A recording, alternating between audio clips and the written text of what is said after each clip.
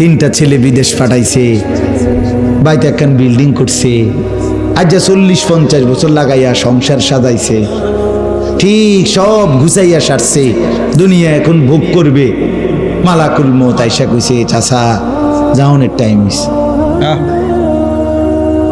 হ্যাঁ, যাওয়ার সময় হয়েছে চাচা, চলেন চাচা। আহা কি কোন ভাই, মাত্র গুছাইয়া নিলাম, এখনই চলে যাব। ফেরেশতা বলে, আল্লাহ যে বলছে এখনই নিয়ে যেতে। এই দুনিয়া, এই দুনিয়া আমরা কিতাবে পড়ছি, একজন ভারতীয় উপমহাদেশে একজন সম্রাট ছিলেন, সম্রাট শের শাহ। হিন্দুস্তানে, এই উপমহাদেশে দীর্ঘ 60 বছর উনি একটানা যুদ্ধ করছে। যুদ্ধ করতে করতে একটা অঞ্চল বিজয় করে করে করতে করতে এক সময় দিল্লির বাদশাহ হয়েছে, পুরো উপমহাদেশের সবচেয়ে বড়। তখন দিল্লির বাদশাহ হওয়ার পর উনি একদিন আফসুস করে বলতেছিলেন দিল্লির বাদশাহীর বস্তাদে, হায় দীর্ঘ 60-65 বছরের অব্যাহত যুদ্ধ লড়াই সংগ্রামের পরে দিল্লির হুকুমত যখন আমাকে ধরা দিল, আমার জীবনে যখন বাদশাহীর সূর্য উঠল, তখন আমার হায়াতের সূর্য ডুবতে শুরু করল। কথাটা খুব সুন্দর না? দারুণ কথা। আমার বাদশাহীর সূর্য তো উঠছে, আমি এখন বাদশাহ হইছি, কিন্তু আমার হায়াতের সূর্য তো কি ডুবতে শুরু করছে, ডুবতে শুরু করছে। এই তো জিন্দিগি, এই তো জিন্দিগি, এই তো জিন্দিগি।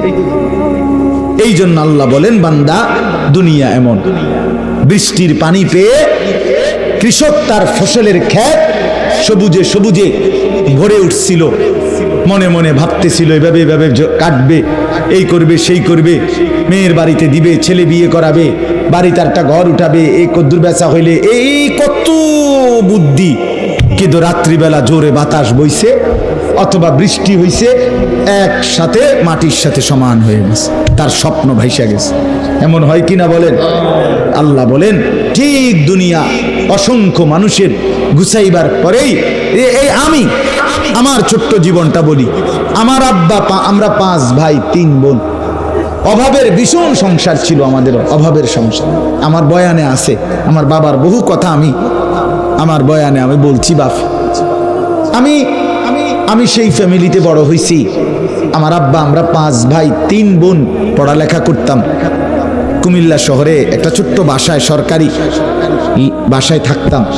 আমার আব্বা প্রায় মসজিদে ইমামতি করতেন, 43 বছর ইমাম ছিলেন এক মসজিদে।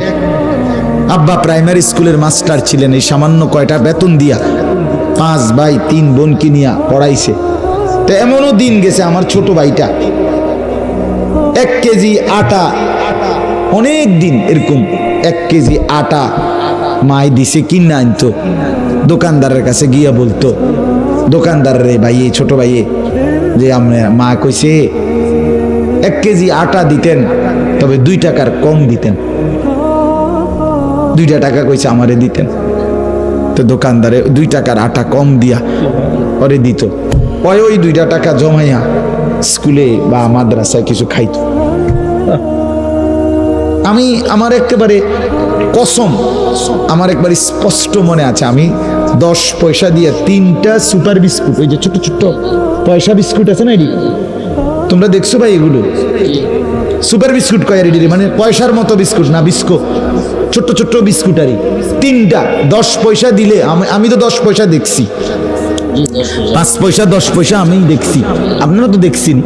তো আমি দেখছি এই 10 পয়সা দিলে 3টা সুপার বিস্কুট দিত, এই ছোট্ট ছোট্ট পয়সার মতো। এই 3টা বিস্কুট ভিজাইয়া পানি খাইয়া আমি স্কুলে গেছি, প্রাইমারিতে। আল্লাহর কসম, আমি সেই সংসারে বড় হয়েছি। আজ খায় কে, খাওয়ায় কে? খানা দৌড়ায় পিছনে, আমি দৌড়াই তারও আগে। আমি একটা ডিম ভাজি করে মাদ্রাসায় নোয়াখালী লক্ষ্মীপুর পড়ছি, সকাল 8টা বাজে পানি ভাত খাইয়া লজিং বাড়ির থেকে গেছি, মাগরিবের 8 টাইমে আইছি লজিং ফিরা। সারাদিন ক্লাস করে আমরা তাকরার করতাম, মানে পড়া আবার ছাত্র ভাইরা একজন আরেকজনকে শুনাইয়া ঠিকঠাক কইরা তুই আইতাম লজিং মাগরিবের এক টাইমে আইসা আবার কদ্দুর তরকারি বাটিটার মধ্যে প্লেটের আলাদা বাটি দিয়ে আমারে কোনোদিন তরকারি দেয় নাই, এই ভাতের প্লেটেই এক কোনাতে কদ্দুর তরকারি দিয়া মাটির বাসনে ডাইকা দিত। এইটাই আমার ভাত, এটাই তরকারি ছিল। তা আমি একটা স্টোভ কিনছিলাম ওই কেরোসিনের, এটা দিয়া আমি একটা ডিম ভাজি করছি। ভাজি কইরা হাতটা ধুইয়া প্লেট ধুইয়া ভাত লইয়া বইছি, ভাত দুগা খামু। এটা ডিম ভাজি পেঁয়াজ দিয়ে, কসম মুখে দিয়া দেখি ডিমটার মধ্যে একটু নুনও দিছি না। কেমনে খাই এটা? কাইন্দা দিছি একবার অজরে। ভাতের প্লেটের মধ্যে আমার চোখের পানি পড়ছে। হায় হায়, আমি এবার এটা কেমনে খাবো? ফেলাই দিছি এই ডিম, আর খাই নাই। বাদ দুগা এমনি কোন রকম খাইয়া আইজো আমি এখনো, আমার এই বয়সে এখনো যদি ঘরে বাসায় কোথাও কেউ ডিম বাজে আমি দেখলেই কই নুন দিছি, এখনো আমার এই ওই ওই স্মৃতি আমার এখনো মনে আছে। মানে আমি এখনো বলি যে ভাই ডিম দিছিনি, বা বিবিরে বলে ডিম দিছুনি, আরে নুন দিছুনি, নুনের কথা ওই ওই কথাটা আমার মনে হয়। ছেলেরা, আমি এটা বুঝাইতে চাইতেছি, সেই আমি এত কষ্ট করে বড় হইছি, কিন্তু আজকে যখন আল্লাহ আমাকে অনেক দিছে, অনেক অনেক না চাইতেই অনেক দিছে মালিক, কিন্তু আমার আব্বা আজকে 8 বছর আগে ইন্তেকাল করছে।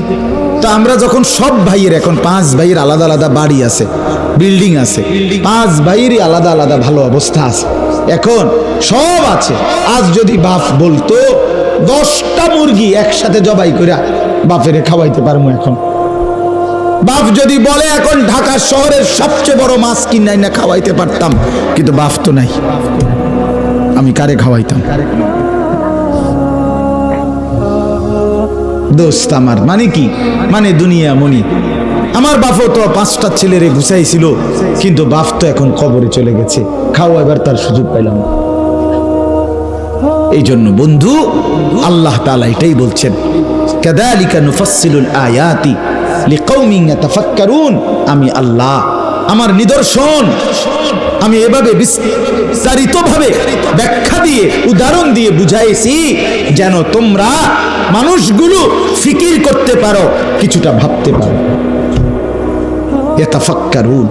সর্বশেষ আল্লাহ বলেন, বান্দা শোনো, অতএব দুনিয়ায় তুমি ক্ষণিকের মেহমান, আমি তোমার জন্য কি চাই?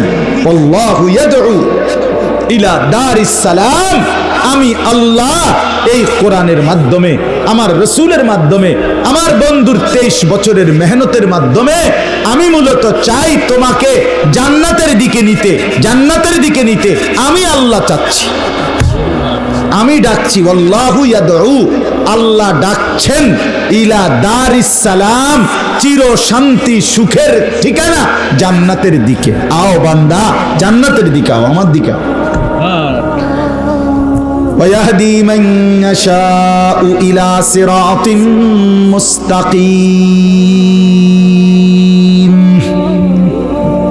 শেষ কথা বলে রব্বুল আলামিন, তবে মনে রাখো বান্দা, আমি আল্লাহ যাকে ইচ্ছে করি, পছন্দ করি, তাকেই আমি সিরাতে মুস্তাকিম, জান্নাতের পথ দেখিয়ে থাকি। এটা আমার দয়া। এজন্য হেদায়েত আমার কাছে চাইতে হবে, আল্লাহর কাছে। আল্লাহর কাছে বলতে হবে, ইহদিনাস সিরাতাল মুস্তাকিম। আল্লাহ, আপনি সিরাতে মুস্তাকিম আমাকে দান করেন। আল্লাহর কাছে নবী চাইতেন, আল্লাহুম্মা ইন্নী আসআলুকাল হুদা ওয়াত তুকা ওয়াল আফাফা ওয়াল গিনা।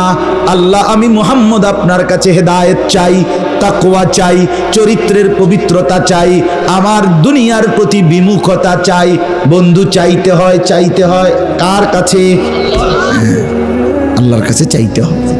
আল্লাহ বলেন, আমি ইচ্ছে করলে হেদায়েত দেই, কারো ক্ষমতায় না, আমার ইচ্ছা। কার ইচ্ছায়? আল্লাহ আমাদেরকে তৌফিক দেন। আল্লাহ আজকের মাহফিলকে কবুল করেন। আপনাদের এই সুন্দর আয়োজনে আল্লাহ তাআলা বরকত দান করেন। ছেলেরা, তোমাদেরকে অনুরোধ করলাম, ফজরের নামাজ পড়ো বাপ, মোবাইলের অস্থির ছবি দেখা বন্ধ করে দাও। নারীর নাচ গান দেখা বন্ধ করে দাও। বন্ধু, নামাজ পড়ো, জীবনটা সুন্দর করো। শেষ পর্যন্ত তোমার বাপও থাকবে না, মাও থাকবে না, তুমিই একা, তুমি এক কবরেই একা। আজকে ওই ছেলের বাপও আছে, মাও আছে। আমার বারবার ছেলেটার কথা মনে পড়তেছে। তার মা বাপ তো মাটির উপরে, কিন্তু সে তো কবরে চলে গেছে, সে তো একা। এসে গত রাত্রেও তো সে, গতকালকের আগের রাত্রেও তো সে লেফ কম্বল দিয়া ঘরে শুইছিল, আজ তো সে লেফ কম্বল ছাড়া মাটির কবরে শুয়ে গেছে। আজ আর লেফ দিবে কে? আজ লেফ দিবে কে বন্ধু? আল্লাহ আমাদেরকে বুঝ দান করেন। মানে আমার কথা হলো, আমি আপনার অনুভূতি জাগাইতে চাই, আপনারে লজ্জা দেওয়ান, আপনাকে লজ্জা, আপনার আখেরাত বাঁচান। আপনার আখেরাত, আপনার লগে কি আমার দুশ্মনী আসেনি কোনো চাচার সাথে? আমি আইতে সময় কোনো মুরব্বীর লোক কাজ যাইছে আমার? আমি আপনার আখেরাতের কথা মনে করাইতে চাই। 60 বছর হয়ে গেছে, আজও যদি আখেরাত সুন্দর না হয়, আর কখন হবে বাপ? রাসূলুল্লাহ সাল্লাল্লাহু আলাইহি ওয়াসাল্লাম বলেন, মুসলিম শরীফের হাদিস, আযারাল্লাহু ইলা ইমরিইন আখারা উমরাহু হাত্তা বালাগা 60। স্পষ্ট বিশুদ্ধ হাদিস। নবী সাল্লাল্লাহু আলাইহি ওয়াসাল্লাম